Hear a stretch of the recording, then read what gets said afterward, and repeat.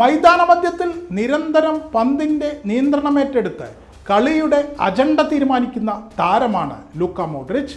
എതിർ ടീമിനെ തങ്ങളുടെ താളത്തിനനുസരിച്ച് കളിപ്പിക്കുകയും എതിരാളികൾ എങ്ങനെ കളിക്കണമെന്ന് സ്വയം തീരുമാനിക്കുകയും ചെയ്യുന്ന മിടുമിടുക്കൻ മിഡ്ഫീൽഡർ. ഇതിൻ്റെ ഏറ്റവും വലിയ ഉദാഹരണം 2022 ലോകകപ്പിലെ ബ്രസീലിനെതിരായ ക്വാർട്ടർ ഫൈനൽ മത്സരമാണ്. പന്തിൻ്റെ നിയന്ത്രണം തങ്ങളുടെ ഇഷ്ടാനുസരണമായിരിക്കണമെന്ന് അതിയായി ആഗ്രഹിക്കുന്ന ടീമാണ് ബ്രസീൽ. അവരുടെ കളിയുടെ ഒഴുക്ക് തന്നെ അതിലാണ്.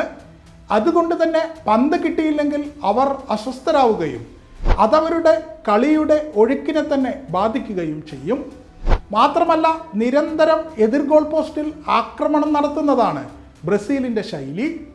ഇക്കാര്യങ്ങൾ നന്നായി അറിയാവുന്ന ലൂക്ക മോഡ്രിച്ച് ബ്രസീലിന് അവർ ആഗ്രഹിക്കുന്ന വിധം പന്ത് കിട്ടുന്നില്ലെന്ന് ഉറപ്പുവരുത്തി.